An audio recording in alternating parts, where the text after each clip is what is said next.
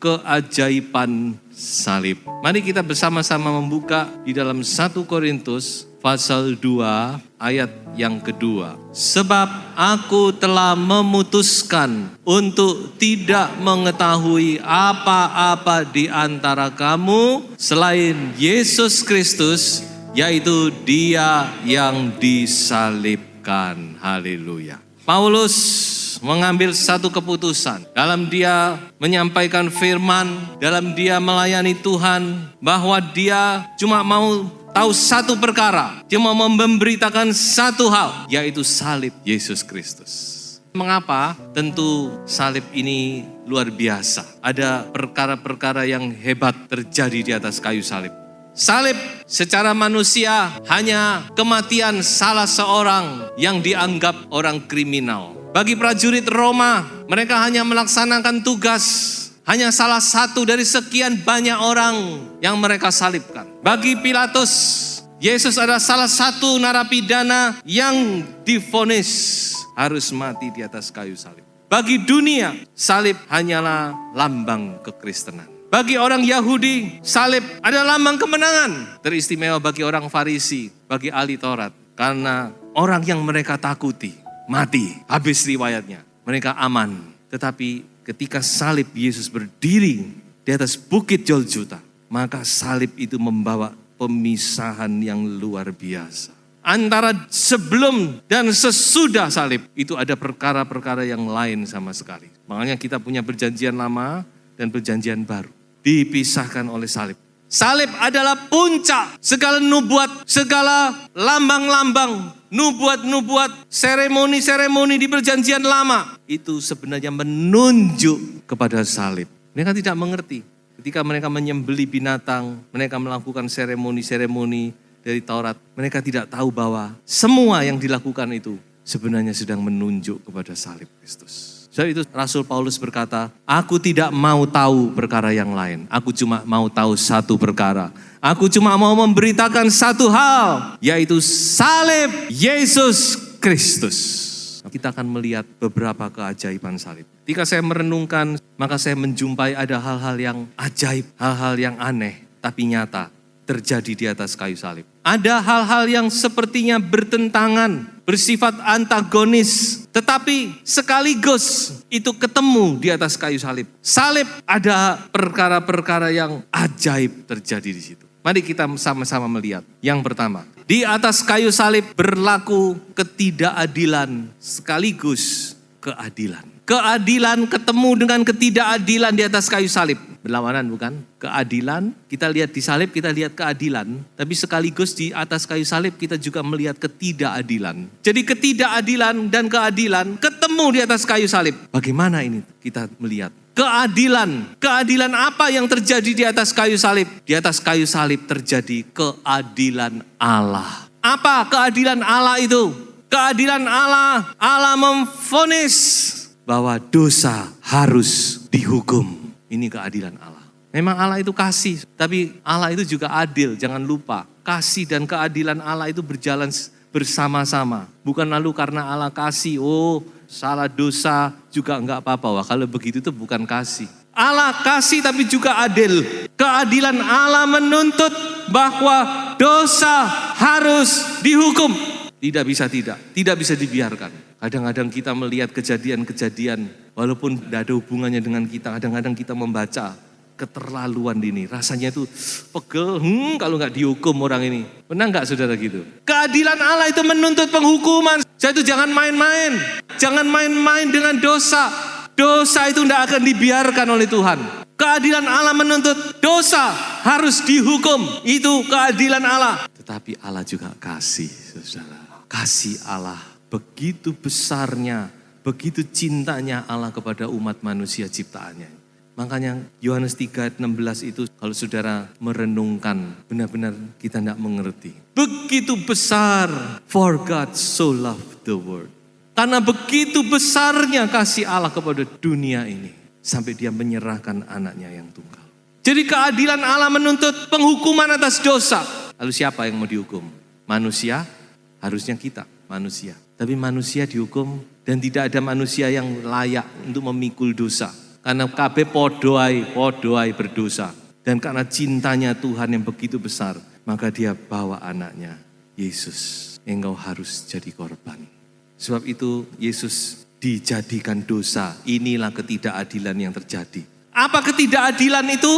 Yesus yang tidak salah dihukum. Yesus yang gak mengerti dosa, tidak pernah bersentuhan dengan dosa, tapi dia dijadikan dosa.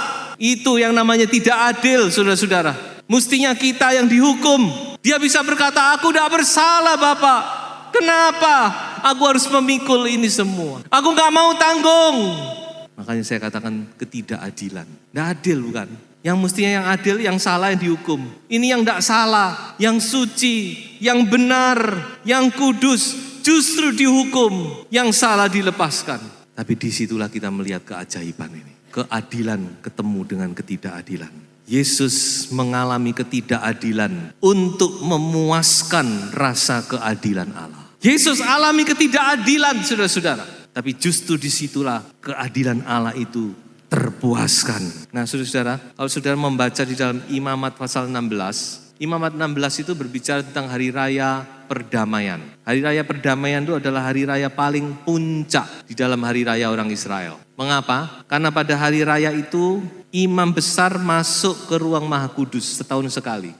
Pada hari raya itu dosa-dosa umat Israel dihapus setahun sekali. Bayangkan saudara. Zaman dulu itu setahun sekali dihapus pada hari raya itu. Makanya pada hari raya itu semua harus berpuasa. Hari raya perdamaian itu setahun sekali. Harus berpuasa, yang tidak berpuasa dilenyapkan katanya. Dalam hari raya itu ada keunikan, yaitu ada yang namanya korban kembar. Nanti saudara bisa baca di Imamat 16. Jadi di dalam korban kembar ini, maka diperhadapkan ke hadapan imam 2 ekor kambing. Lalu dibuang undi.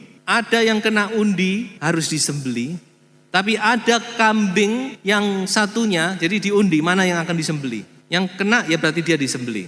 Ya lalu bagaimana yang satunya? Yang satunya ditumpangi tangan, mengangkut kesalahan, lalu dilepaskan di padang gurun. Kambing yang dilepaskan ini namanya kambing Azazel. Dalam bahasa Inggris diterjemahkan dengan scapegoat.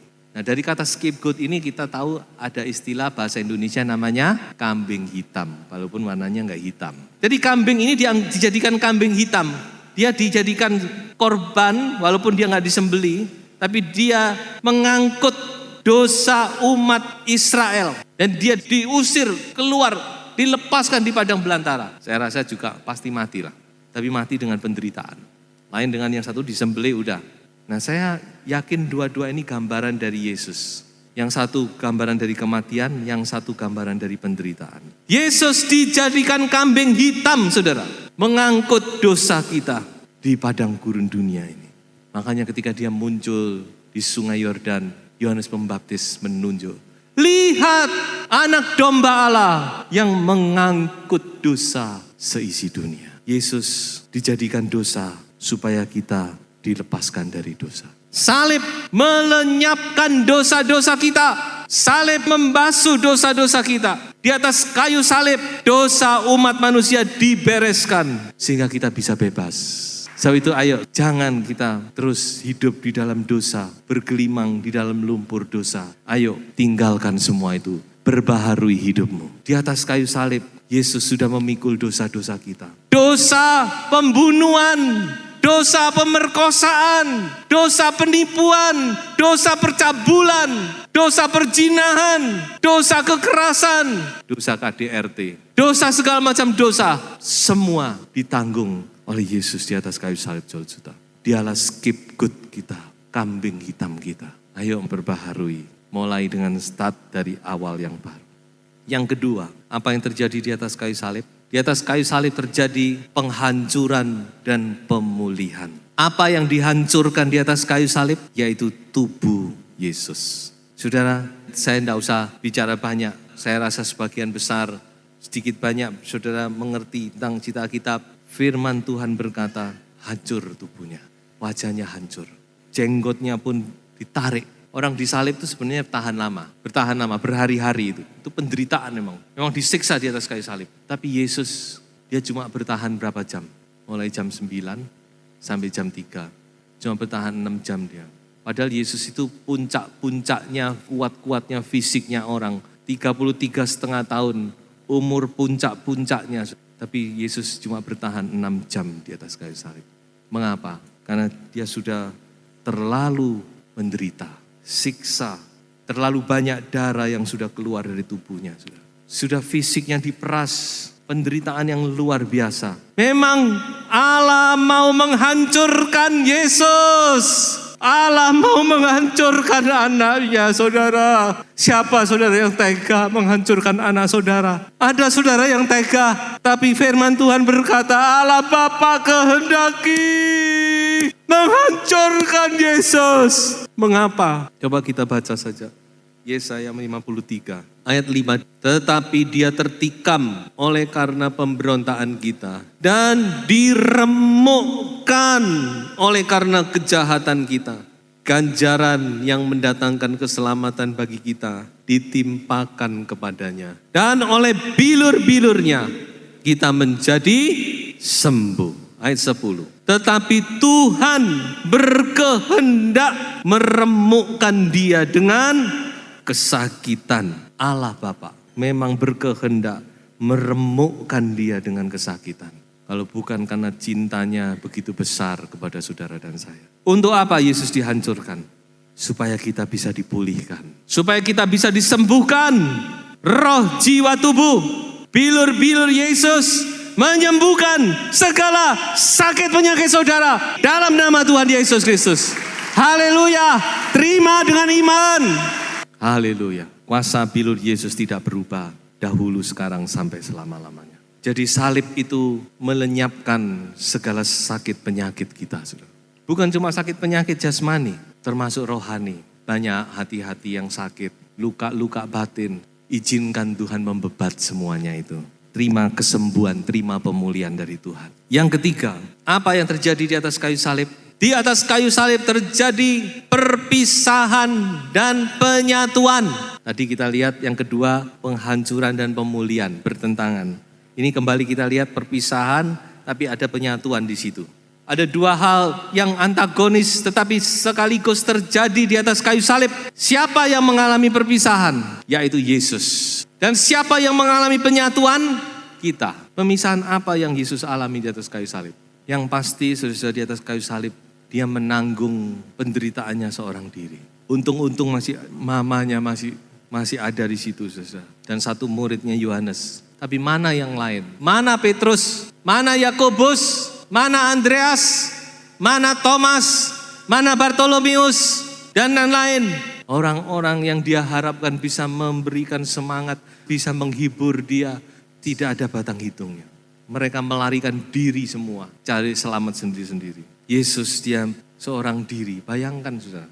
Seorang diri dia menghadapi penghakiman, menghadapi penyiksaan, berjalan ke Golgota, bahkan yang menolong untuk memikul salibnya sejak orang lain.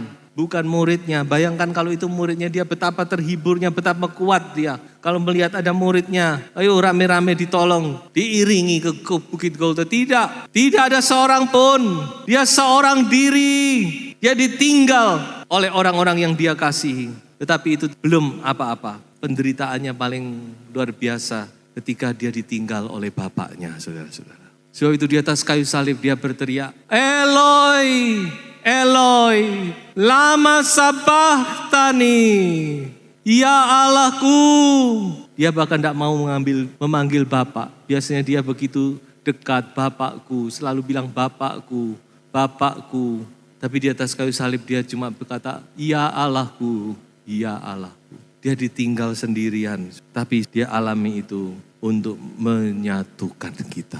Dia alami perpisahan, dia alami perseteruan untuk menyatukan dan untuk mendamaikan kita. Kita dipersatukan dengan apa? Yang pertama-tama dikatakan kita dipersatukan dengan Bapa. Biasa, kita dipersatukan dengan Bapa. Roma 5 ayat 10. Sebab jikalau kita ketika masih seteru diperdamaikan dengan Allah oleh kematian anaknya, lebih-lebih kita yang sekarang telah diperdamaikan pasti akan diselamatkan oleh hidupnya. Amin, saudara. Kita yang masih seteru, ditarik tangan kita, tangan Bapa ditarik ketemu. salaman. Yesus yang memperdamaikan. Ini loh Bapak. Yesus dijadikan seteru supaya kita diterima sebagai anak. Dia dijadikan musuh oleh Bapak supaya Anda dan saya, kita bisa diterima sebagai anak Allah sekarang. Lalu kita dipersatukan dengan apa?